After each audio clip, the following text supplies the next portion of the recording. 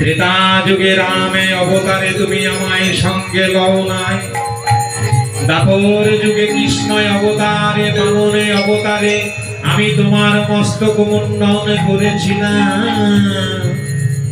আবার কলিকালে তুমি এসেছো হে কৃষ্ণ করুণা সিন্ধু। তুমি এসেছো প্রভু, এত কৃপাময়, এত দয়া, এই মনোরমের প্রতি তোমার এত করুণা।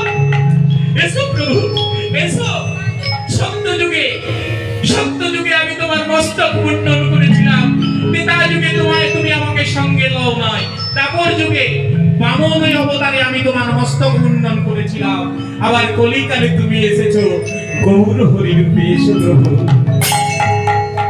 তবে কি জানো প্রভু, ও প্রভু, আমি তোমার সর্বপ্রথম ওই মাথায় হাত দিতে পারবো না। তুমি তো মস্তক মুন্ডন করবে আমার কাছে, তাই আমি তোমার মাথায় হাত দেবার মতো ক্ষমতা সর্বপ্রথম নেই। আমি প্রথমে কোথায় হাত দেবো জানো? কোথায়? তোমার ওই রাঙা চরণ। তাই বলুন, নাপিত কি করলো? নাপিতের কাছে কি থাকে গো? নখ কাটার জন্য, নখ কাটার জন্য নরু। নরুটা কিসের হয়? লোহার। এবার দেখুন মধু নাপিতের কাছেও কিন্তু লোহার নরু। মহাপ্রভু দিব্য জ্ঞান দিল, তার আগে বলছিল কি আমি মস্তক মুন্ডন করব না।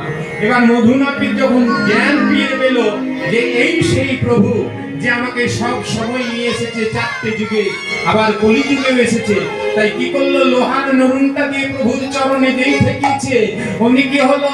লোহার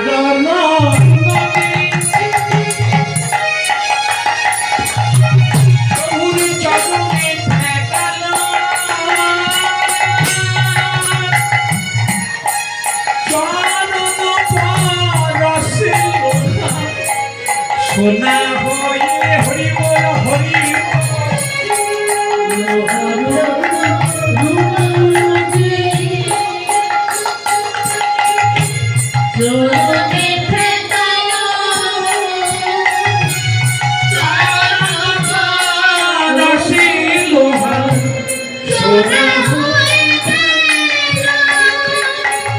দেখো মধুর ভাগ্যে সেই চরণ,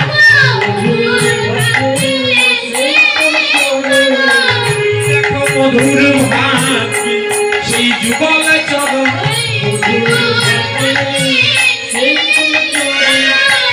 যে চরণ বলি রাজা মাথায় ধারো, মধুর ভাগ্যে সেই চরণ বলি রাজা।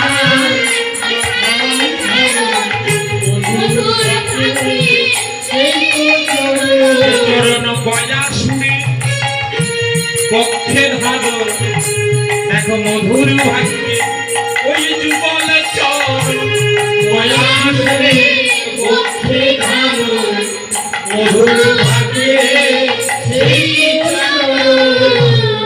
নাপিত কি করলো? প্রভুর চরণ স্পর্শ করে মস্তক মুন্ডন করে দিল।